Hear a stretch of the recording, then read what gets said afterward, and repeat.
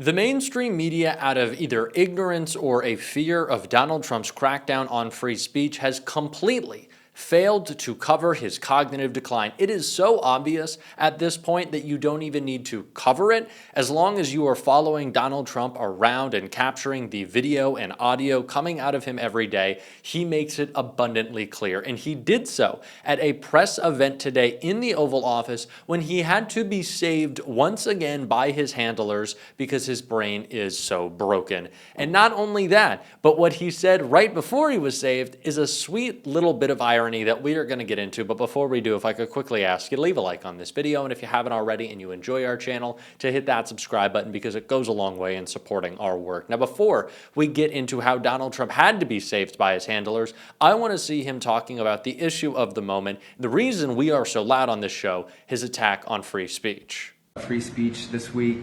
Do you see a difference between cancel culture and consequence culture? I mean, your question's a little trick question. I'm a very strong person for free speech. At the same time, when you have networks that where I won an election, like in counties, I guess it's 2,600 to 525. That's called landslide times two. When you have that level of popularity or voter support, as I did in the last election, and yet 97 and 94%, different numbers. You see different numbers with different stats. But 97, 94, 95, 96% of the people are against me in the sense of the newscasts are against me. The stories are they said 97% bad. So they gave me 97. They'll take a great story and they'll make it bad. See, I think that's really illegal, personally. You can't have a free airwaves. You're getting free airwaves from the United States government, and you can't have that and say, and somebody that just won an election, and I had to go through this during the election. In this moment, I think it is important not only to show that the right never cared about free speech, we have to make that abundantly clear, but also use this as an opportunity to point out that these people are never operating in good faith. They have no grounding principles. There is nothing that they truly care about. They are just after power at all costs. We have to bring that same fight to them. It's what Gavin Newsom is doing right now in California. We have to be ruthless as Democrats in fighting back against this authoritarian regime, and we cannot let norms stand in the way. Donald Trump is talking about the media as villains because they didn't say he won an election that he lost in 2020, and now he wants to carry out vengeance on him. Shouldn't we be doing the same when we come into power for those who have broken the law? Especially as Donald Trump wants to completely rewrite the past. Shouldn't we make clear the past? And speaking of rewriting it, before Donald Trump's handlers had to help him, it was very funny what he had to say about President Biden trying to mock his cognitive state. We had a man, by the way, that didn't approve, if you take a look at what's happening in Congress. We had a man that signed almost everything with an auto pen, and he didn't tell the people from the auto pen, whoever was using it. The one man that used it predominantly said that Biden only spoke to him twice, and it was only about the weather. Okay, it was about nothing. So those pardons that he gave are illegal. He gave illegal pardons, and that includes the congressman that destroyed and deleted all the information from J6. They deleted everything because it turned out that they were wrong.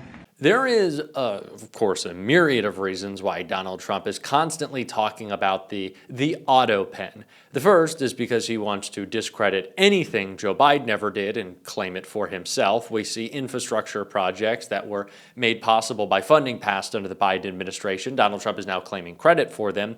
But he also wants to talk about the auto pen so he can get rid of anything Joe Biden did. Try to delegitimize it. Say that, oh, because you were in such bad cognitive decline, as Donald Trump wants to paint it, we can't take seriously any actions that you have taken. Which is interesting because that's not the case, but it is for Donald Trump, who quite literally has no idea what's going on in his administration, and he would admit that to you. Just look at his handlers having to save him and explain an idea that I think he came up with but can't remember. And Will, could you just give a quick description of what we're doing and what we're signing, et cetera? And yes, sir. I will do that. We have two items for your attention today, sir.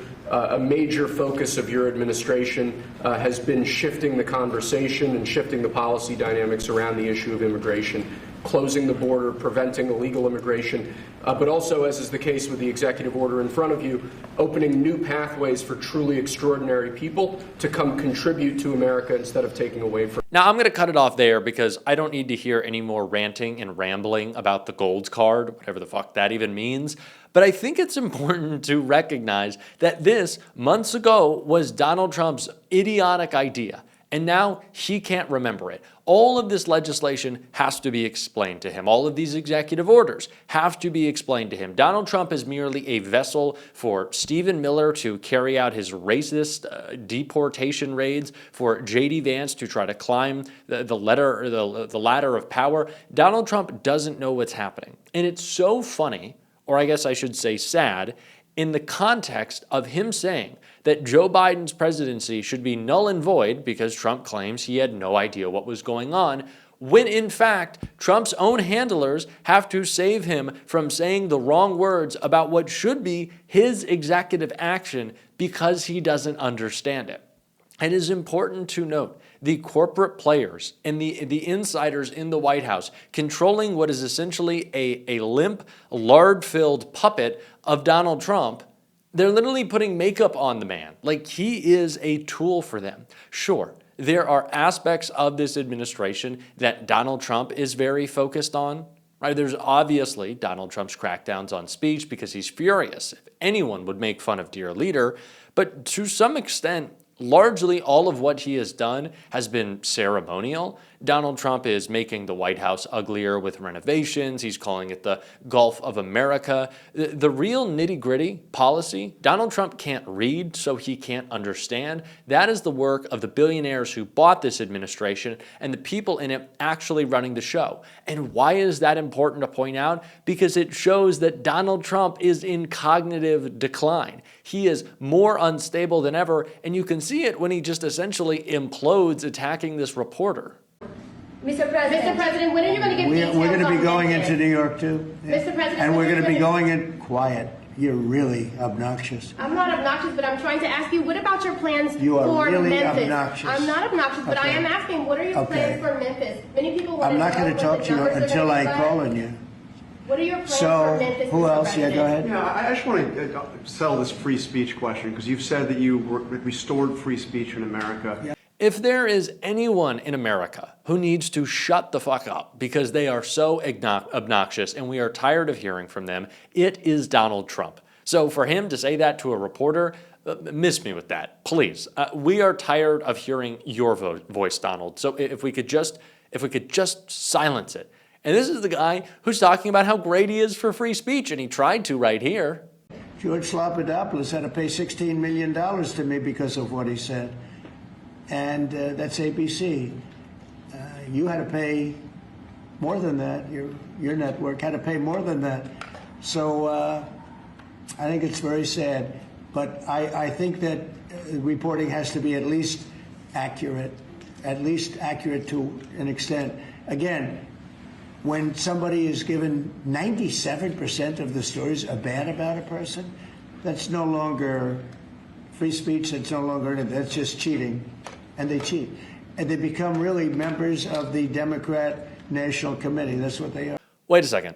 So it's illegal when people are mean to the dear leader?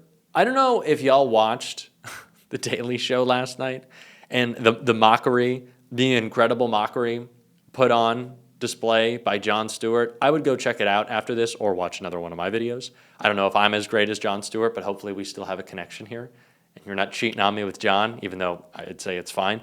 But like you can't even do propaganda well for Donald Trump when he is always contradicting himself. I love free speech. I'm the best for free speech. But please don't talk about me. Please don't say anything mean. It's like you have to be ready to cut it at the nanosecond if you want to chop up his words, because they so obviously lack any principle whatsoever. And Jen Psaki made that very clear. Some great analysis right here. We have seen a crackdown on free speech throughout this entire administration, and for anyone who says, like, this shouldn't be the breaking point, I understand that. I understand that the comedian who's going to host the White House Correspondents' Dinner, a black woman, by the way, let's point that out, had her appearance canceled. There's no comedian because, of course, Donald Trump can't be criticized. And so I understand those who say, like, there has been so many breaking points, but let's use every one of them. Let's capitalize on every opportunity to talk about this administration and call it out. We're certainly going on this show, and if you want to support that, as always, you can hit that subscribe button, leave a like on this video, and if you stuck around to the end, drop a blue heart in the comments. And until next time, I'll see you soon.